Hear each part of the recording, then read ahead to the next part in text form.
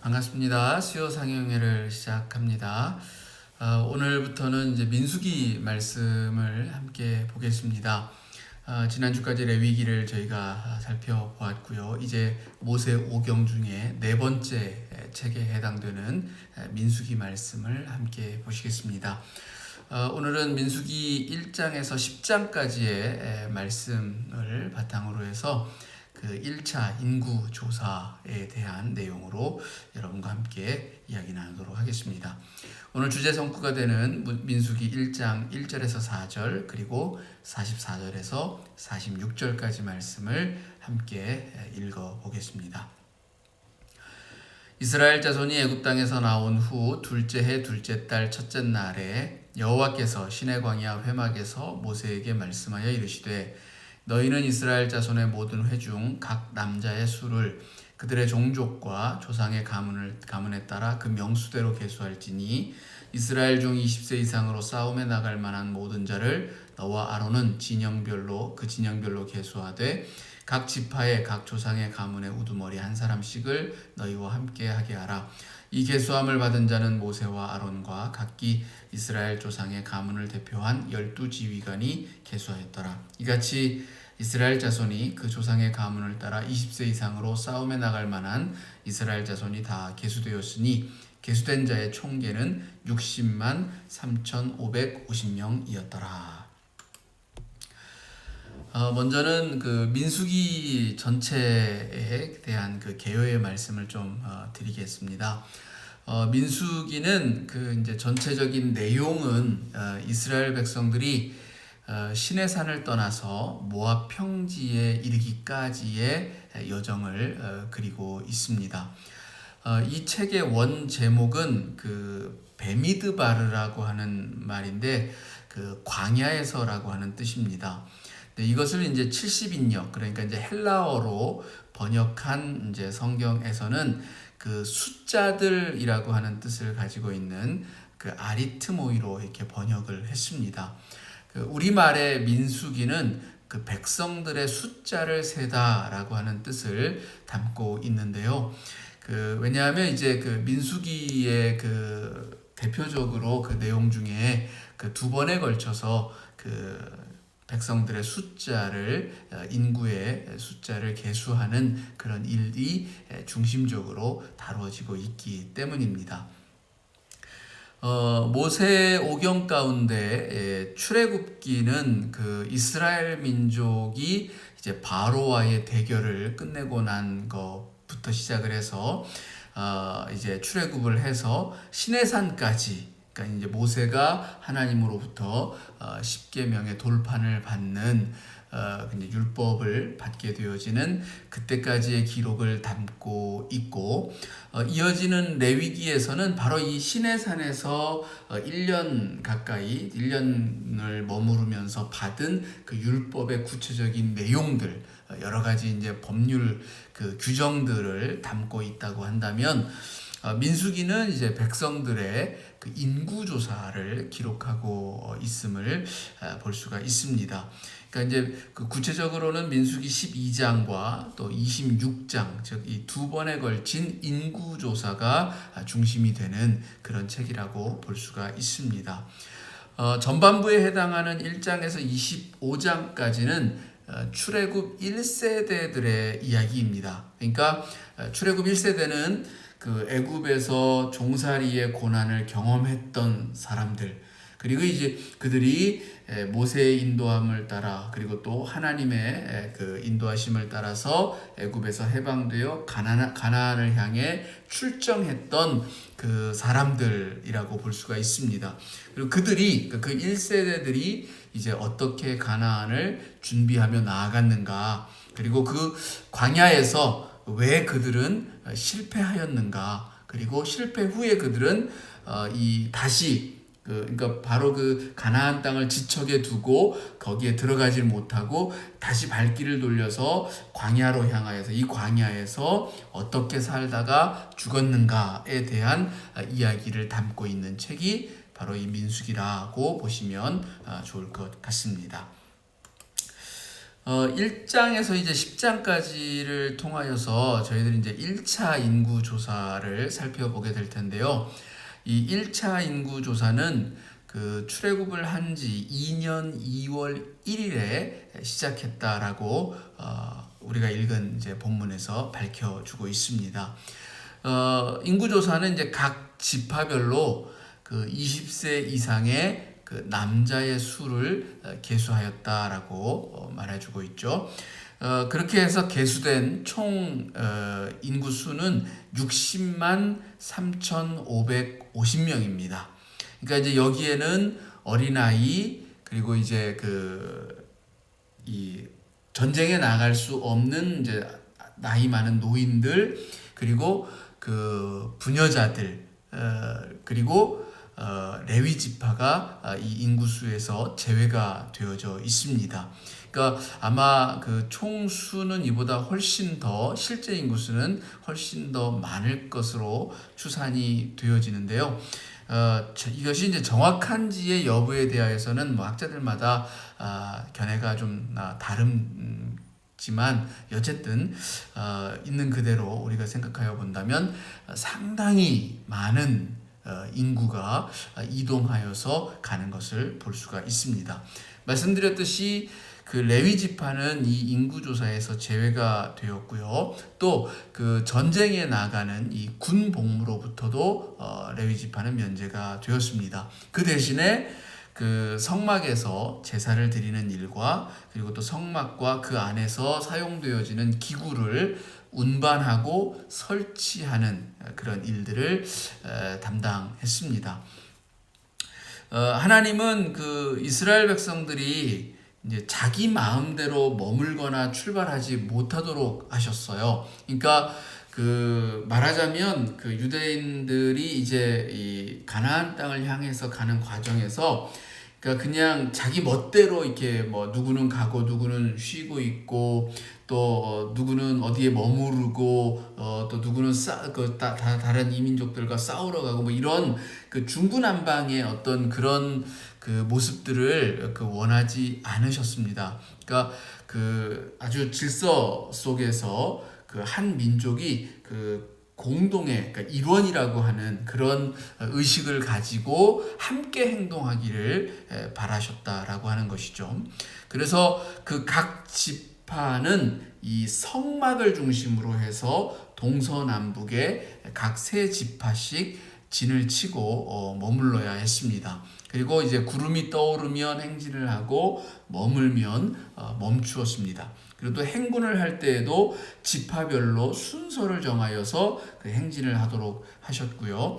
낮에는 이제 구름이 성막을 덮었고 그리고 밤에는 불기둥의 모양이 나타나서 아침까지 그 성막 위에 있었습니다.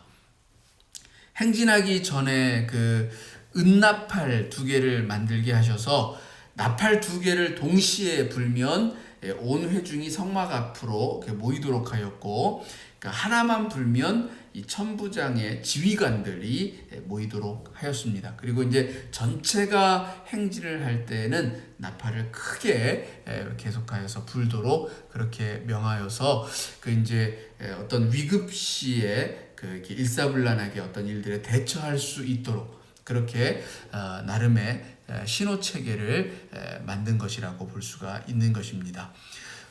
여기에서 이제 그 중심이 되어지는 것은 성막입니다. 그리고 이 성막을 중심으로 해서 이스라엘 진영을 갖추었고 그것을 갖춘 후에는 이제 부정한 사람들, 그러니까 특별히 그 전염병을 앓는 사람들 경우에는 이 진영 바깥으로 보내어서 이렇게 따로 머물게 하고 그 병이 치유가 된 후에야 다시 진영 안으로 들어올 수 있도록 함으로 인해서 이 병이 이 이스라엘 공동체 안에 퍼지는 것을 방지하도록 하였습니다. 아무래도 많은 인원이 이렇게 함께 광야의 길을 이렇게 이동을 하게 되어지면 위생에 문제가 되어집니다. 어떤 기반 시설들을 잘 갖추어 놓은 도시에서의 생활을 하는 것이 아니기 때문에 그 위생적으로 취약할 수밖에 없고, 그러다 보면 각종 그 감염에 의한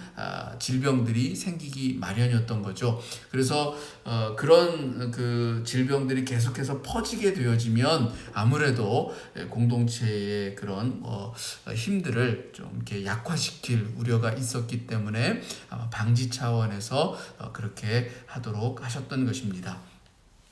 또 뿐만 아니라 그 공동체의 질서를 그 갖춤에 있어서 나실인 제도를 두었는데요. 그러니까 6장에서 이제 구체적으로 그 나실인에 대한 이야기가 등장을 하는데, 나실인 제도를 둔 이유는 이제 그것입니다.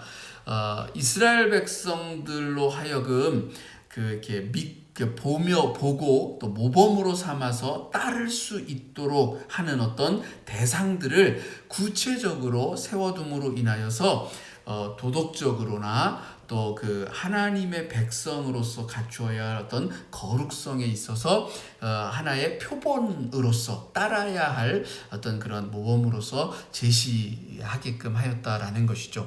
그러니까 사람이라는 것이 실제로 이제 그 어떤 구체적인 모범의 사례 등이 있을 때에 훨씬 더 그 가치를 따르고자 하는 그런 이제 의식들이 커져갈 수 있기 때문에 아무래도 이제 실제적인 그러한 그 하나님의 말씀을 쫓아서 좀 더 거룩하고 경건하고 신실하게 살아가는 그런 사람들을 이렇게 두심으로 인하여서 그들을 보고 따를 수 있게 하셨다라고 하는 것을 이렇게 보게 되어집니다.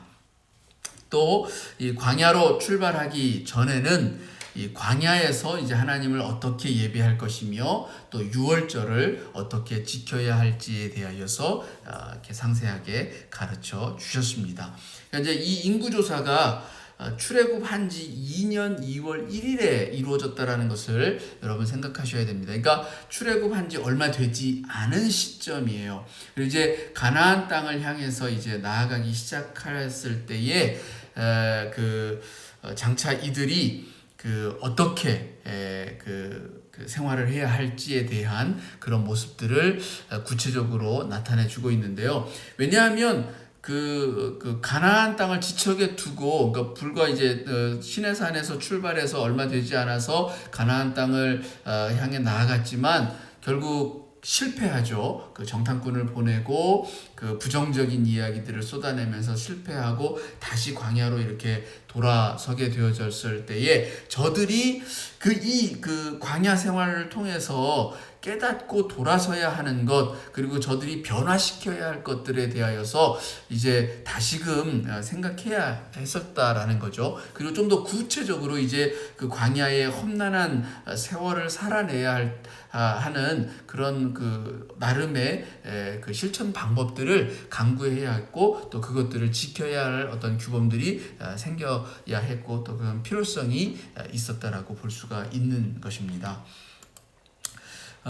그래서 이제 이런 1차 인구 조사가 갖는 의미들을 좀 저희들이 생각해 보아야 하겠는데요. 이렇습니다. 제가 말씀드린 시기가 좀 이렇게 우리가 좀 이렇게 눈여겨 봐야 된다고 했는데, 이스라엘 백성들이 출애굽을 한 후에 시내산에서 이제 1년 정도를 머물면서 율법을 받고 다시 그 1년 1개월이 지나서 인구조사를 행합니다. 그리고 그 인구조사를 행하기 전까지의 시간, 그러니까 시내산 이후에 1년 1개월 동안은 성막과 성전 기구를 제작하는 그런 시간이었습니다. 그러니까 이제 그런 후에 이제 그 인구조사를 하게 되어졌는데, 인구조사를 했을 때 몇 가지 이제 그 나름의 그 규칙들이 이렇게 하나님께서 명하시는 규칙들이 있어요. 그 규칙들을 통해서 그것이 갖는 의미들을 저희들이 좀 한번 생각해 보면 좋을 것 같습니다. 먼저는 20세 이상의 남자, 즉 싸움에 나갈 수 있는 자를 계수해라 라고 하셨습니다.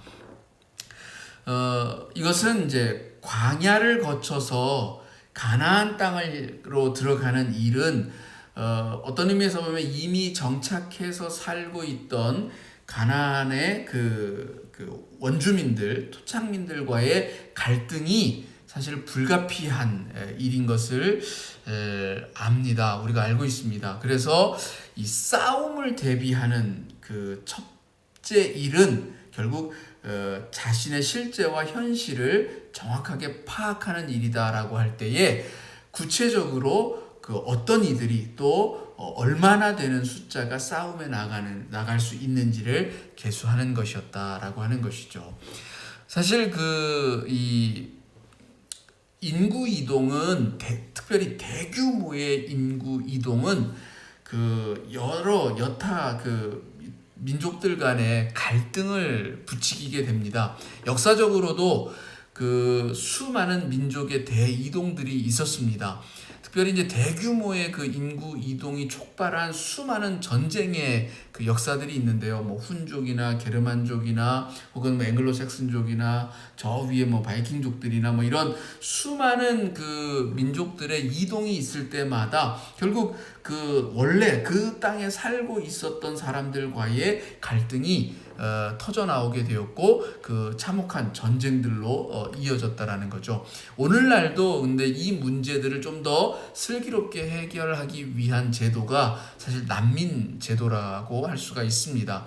그러니까 이제 어쩔 수 없는 그 여러 가지 뭐 기후라든지 또 정치적인 이유에서라든지 다양한 조건들 속에서 자기가 원래 태어났던 땅에서 살 수 없는 사람들이 이주를 하게 될 때에 새로 이주하려고 하는 그 땅에 있는 사람들과의 그 갈등과 분쟁의 소지를 줄이기 위해서 그 각국이 이제 난민 제도를 두고 이렇게 일부의 사람들을 받아들여서 이런 그 갈등들을 조금 더 이렇게 최소화하는 그런 제도를 운영을 하고 있는데요. 사실 뭐 이 모세의 때 이 출애굽을 할 때는 뭐 그런 이제 그 국가가 이렇게 뭐 명확하게 세워져 있어서 그런 제도들이 운영이 되던 때가 아니었기 때문에 아무래도 땅을 놓고 불가피하게 싸움이 벌어졌을 것이고 그 싸움을 하기 위해서라도 이런 그 준비가 필요했다라고 볼 수가 있는 것입니다. 두 번째로는 이제 하나님이 지파별로 계수해라라고 말씀하십니다. 지파별로 계수하라고 하는 것은 사실은 이제 어떤 의미에서는 이 하나의 큰 공동체를 다시 각 지파별로 또 작은 공동체로 이렇게 나누는 것입니다. 그리고 또 그 안에서 또 개별 한 사람 한 사람들은 소외됨이 없이 다 계수가 되어져야 하는데요. 이것은 나중에 이제 땅을 분배하는 과정에서도 매우 중요하게 작용을 하죠. 그리고 또 지파별로 지휘관을 세우고 또 깃발을 들어서 진영을 구분하는데요. 그 이와 같은 것은 이제 일종의 나름의 이제 명령 체계 그리고 또 이 공동체의 규모를 이렇게 세분화하여서 이렇게 체계적으로 명령 계통을 세움을 통해서 나름의 질서를 가져서 그 유사시에 생겨날 수 있는 혼란들을 방지하기 위한 그런 목적인 것을 알 수가 있습니다. 그리고 이제 마지막으로 레위 지파는 계수에서 빼라고 말씀을 하셨습니다. 우리가 그 싸움이라고 하는 것은 이렇게 분명 몸으로만 하는 것이 아닙니다. 그래서 현대 군대에도 그래서 이제 정신교육이라고 하는 것을 따로 담당하는 그런 부서들이 있고 또 이제 그것을 시행하는 그 과정들이 있습니다. 이스라엘 백성들에게서도 마찬가지라서 사실은 뭐 이렇게 싸우는 것은 싸움의 주체는 자기 자신들이 아니라 또 자신들의 육체가 아니라 오히려 신앙적인 고백의 차원에서 보면 싸우는 주체는 바로 하나님이시고 하나님이 싸우신다라고 하는 것을 명백하게 선언하고 있죠. 그래서 그 백성들을 하나로 묶어주는 구심점이 바로 이 성막으로 등장을 하는 것이고 그 모든 생활의 근본은 바로 이 성막을 중심으로 한 예배에서 시작이 되어지고 그 예배를 주관하는 레위 지파는 그 말 그대로 따로 그 역할에 감당해야 할 역할이 있다. 그러니 그 계수에서 빼라고 하는 이야기인 것입니다. 이와 같은 것들을 이제 우리가 종합하여 보면 이제 이스라엘 백성들이 앞으로 장차 이 가나안 땅에서 가나안 사람들과 이렇게 부딪히게 되어질 때에 그 어떤 준비를 할 것인가에 대한 그런 내용이 담겨져 있는 것으로 그렇게 이해할 수가 있겠고, 또 그러한 부딪힘은 필경 이렇게 그냥 선하게 어떤 환대하는 그런 것이 아니라 필경 다툼과 분쟁이 되어질 것이고, 그 분쟁을 대비하기 위한 일종의 그 방지 혹은 또 그 예방 혹은 전쟁을 준비하는 어떤 그러한 목적에서의 인구조사였다, 이렇게 보시면 좋을 것 같습니다. 좀 이제 질문들을 통해서 좀 더 저희들이 의미를 깊이해 가도록 하겠습니다. 자, 인구조사의 그 의미에서 우리가 살펴본 것처럼 이렇게 앞을 향해서 나아간다라고 하는 것은 먼저 자신을 좀 더 면밀하게 파악하는 것을 의미한다고 볼 수 있습니다. 그리고 또 이는 우리 신앙적인 면에서도 이제 우리 자신에 대한 객관적인 그런 인식이 필요함을 말해준다라고 볼 수가 있습니다. 우리의 그 어떤 영적인 모습, 우리의 실제적인 그 삶의 모습들, 그리고 무엇보다 하나님 앞에 서 있는 나의 모습은 어떠한가에 대한 질문이 우리들에게 필요하다라는 거죠. 그래서 여러분은 하나님 앞에 서 있는 나의 모습은 여러분 스스로 생각하기에 어떻다라고 생각을 하십니까? 두 번째 질문은 그 레위 지파를 구별하여서 인구조사에 포함시키지 않은 것을 두고 그 성직에 대한 특별한 구별로 그렇게 이제 해석을 하기도 하는데요. 이제 그 결과로 성직이 마치 이제 다른 어떤 직업들에 비하여서 매우 특별하게 그렇게 여겨지기도 하고 또 그렇게 이야기하기도 합니다. 이런 것들이 종종 성직자의 우상화라고 하는 그런 부작용을 가져오기도 합니다. 우리가 이제 이런 부작용들을 좀 방지하고 또 인구조사 속에서 레위 지파를 따로 구별하는 것의 그 의미들을 좀 더 새롭게 이해할 때에는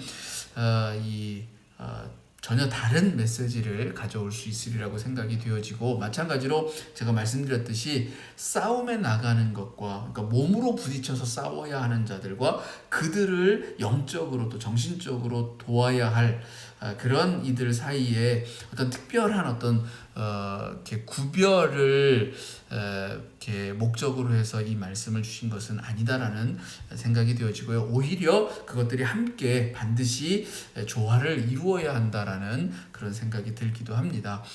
그럼에도 불구하고 그 속에서 이렇게 따로 레위 지파를 구별하였다라고 했을 때에 그것이 갖는 의미는 무엇이다라고 생각을 하십니까? 라고 하는 것입니다. 세 번째는 나실이는 남자든 여자든 자기 몸을 구별해서 하나님께 드리고자 서원한 사람들을 말합니다. 그러니까 그렇게 해서 나실인이 되면 머리에 삭도를 대지 않고, 즉 머리를 깎지 않는다는 얘기죠. 그리고 또 술을 입에 대지 않고 또 시체와 같은 부정한 것을 가까이 하지 않아야 하기 때문에 부모와 형제의 장례도 치를 수 없었습니다. 그와 같이 이제 많은 제약들이 있었는데요. 이러한 스스로를 구별하여서 하나님께 드리는 행위는 오늘날 우리들의 신앙의 관점에서 어떻게 이해할 것인가? 우리가 문자적으로 나실인들이 행하였던 것처럼 똑같이 머리를 깎지 않고 술을 마시지 않고 또 시체를 만지지 않고 장례식에 참석하지 않고 이러는 것으로 하나님의 사람이다 이렇게 이제 구별하는 것은 아니니까요. 이제 오늘날의 관점에서 나실인, 그러니까 우리 스스로를 구별하여서 하나님 앞에 거룩되이 행한다라고 하는 것이 갖는 의미, 또 구체적인 우리들의 삶의 모습은 어떤 것이어야 하는가. 그러니까 예전에는 그런 모습으로서 하나님 앞에 구별된 삶의 모습을 증거하고 또 많은 사람들 앞에서 모범이 되는 그런 사례로 등장을 하였다면, 오늘날의 우리들의 삶에 있어서는 어떤 모습이 구체적으로 하나님 앞에 구별되이 드리는 삶의 모습인가에 대한 질문을 할 수 있을 것 같습니다. 마지막으로 민수기의 그 인구조사의 내용을 보면 이 성막을 중심으로 한 일종의 군대 편제인 것을 볼 수 있습니다.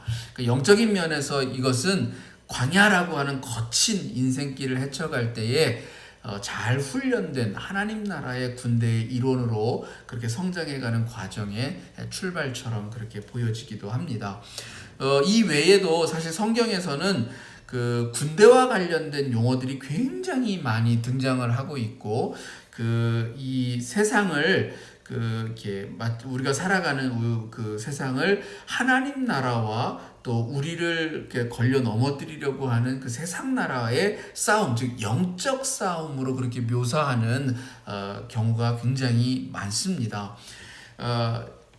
내 안에서 하나님 나라와 세상 나라가 싸운다라고 하는 것은 어떤 것일까요? 그리고 또 그렇게 내 안에서 어떤 그런 그 하나님 나라와 세상 나라의 갈등이 있을 때에 결정적인 차이, 그러니까 내가 하나님 나라에 속한 그 하나님 나라의 일원이다라고 할 때에 그것을 가를 수 있는 가장 핵심적인 요소는 그 중심에 무엇이 있는가라고 하는 것입니다. 그러니까 이스라엘 백성들이 여타의 다른 민족과 구별되어졌던 것은 그 이스라엘 공동체, 그 진영 한 가운데에 그 하나님의 그 거룩한 성전과 같은 성막이 세워져 있었다라는 거죠. 그 우리의 중심에 그 성막이 정말 세워져 있는가, 하나님의 말씀이 온전히 뿌리 내려 있는가라고 하는 것이 바로 이제 우리가 하나님 나라의 일원인가를 나타내는 표지라고 말해줄 수가 있는데요.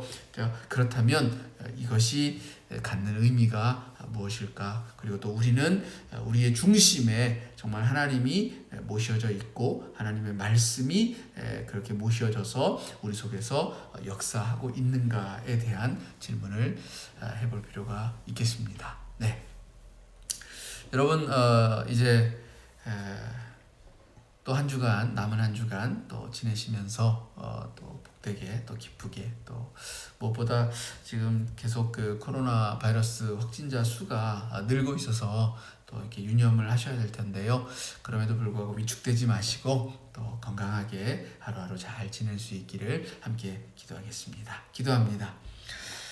하나님 감사합니다. 이스라엘 백성들에게 진영을 갖추고 또 지파별로 또 싸움에 나갈 만한 자들을 계수하여서 그 숫자를 파악하라고 말씀하셨습니다. 결국 가나안이라고 하는 세상을 향해 나아가는 영적 군사된 이스라엘 백성들은 그 싸움에 앞서서 준비가 필요했던 것입니다.